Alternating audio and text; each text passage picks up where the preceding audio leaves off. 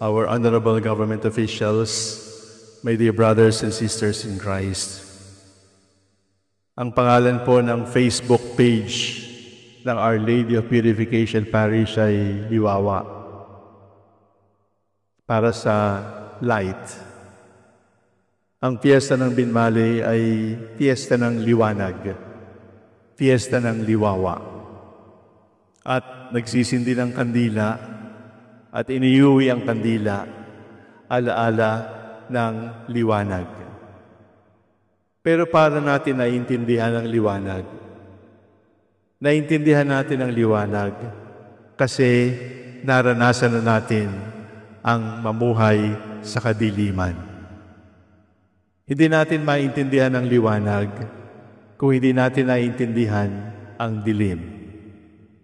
At hindi tayo iiwas sa takot ng dilim kung alam natin na wala na tayong pag-asa at wala nang liwanag na naghihintay. Kaya po sa fiesta ng Binmali sa araw na ito, bagamat tayo ay nagpapasalamat sa biyaya ng liwanag ng Binmali, ang una kong paanyaya sa inyo ay alalahanin natin ang dilim na pinanggalingan natin. Naranasan na natin ang dilim, maaaring sa pamilya, namatayan o nagkasakit, maaaring sa trabaho, napagbintangan o nawala ng trabaho. Naranasan na natin ang dilim na hindi pansinin, na masiraan ng loob. Naranasan na natin ang dilim. At kapag naranasan natin ang dilim, lalo na sa dilim ng pagiging tamad, marumi ang isip, pagnanakaw, pagpatay ng tao, pag-abortion ng sariling anak, kung naranasan na natin ang kadilimang ito at naranasan natin ang liwanag, kapag tayo ay nasa liwanag na, sana ay magmalasakit tayo doon sa mga nasa dilim pa. Kung galing tayo sa dilim at pagkatapos ay nakakita tayo ng liwanag, subalit mayroon pang namumuhay sa dilim, hindi tayo maaaring humatol, hindi tayo pwedeng pagtawanan ng nasa kadiliman, hindi tayo pwedeng magpabaya sa kanila. Who am I to judge when I have been in darkness myself? Who am I to judge when I have been in darkness and I have only been saved by the Lord? Ang unang dahilan kung bakit tayo nandito ay pasasalamat. Pasasalamat na wala na tayo sa dilim. O kung tayo ay nasa kadiliman pa ngayon, magpasalamat sa Diyos na mayroong pag-asa, mayroong liwanag na naghihintay sa atin. At alam natin, bubuti ang buhay. Gagaling tayo sa sakit. Lilipas ang problema. Malalabanan natin ang tukso at gagaling na ang ating kaluluwa. Niligtas na tayo ng Panginoon sa dilim at dahil ililigtas na tayo, sana maging maawain tayo, maging maunawain tayo doon sa nasa kadiliman pa hanggang ngayon. At ngayon ay may liwanag. Liwanag ng kandila, liwanag ng bumbilya, liwanag ng mga parol. Ano ang ating pananagutan? Kung natanggap na natin ang liwanag, hindi ito panghabang panahon.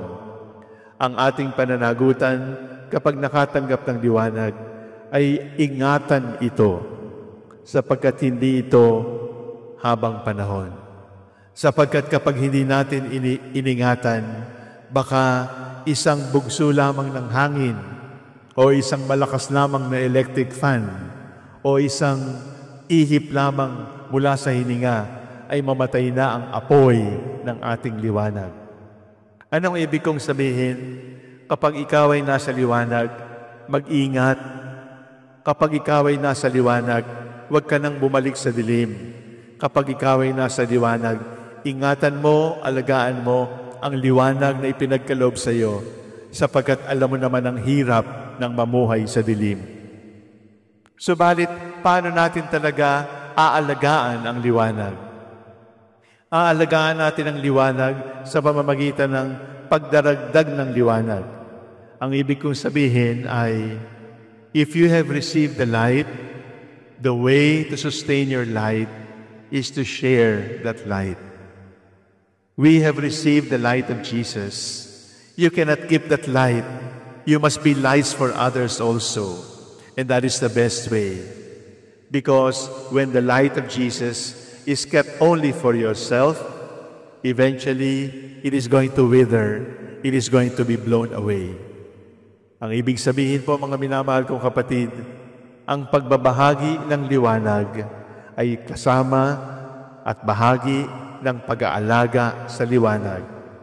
Hindi natin tunay na inaalagaan ang liwanag ni Kristo kung sarili lang natin ang iniilawan natin. Ano mang tinanggap nating liwanag, dapat ibahagi sa kapwa-tao. O nakatanggap tayo ng ningas ng apoy, kailangang ibigay sa kapwa-tao. Kung nakatanggap tayo ng liwanag ng apoy, kailangan nating ibahagi ito sa mga nasa kadiliman upang dumami ng dumami ang mamumuhay sa liwanag. Bakit tayo naririto? Fiesta upang magpasalamat. Una, magpasalamat tayo na wala na tayo sa dilim. O kaya ay kahit nasa dilim pa tayo, mayroon tayong pag-asang naghihintay sa atin. Pangalawa, may liwanag na tayo, alagaan natin at magpasalamat. At pangatlo, tanda ng pag-aalaga sa liwanag ni Kristo, maging liwanag din sa kapwa-tao. Salamat, Panginoon, kayo po ang liwanag, at ayaw na naming bumalik sa aming kadiliman. Alagaan nawa namin ang liwanag na natamo sa pamamagitan ng pagiging liwanag sa aming kapwa-tao. Amen.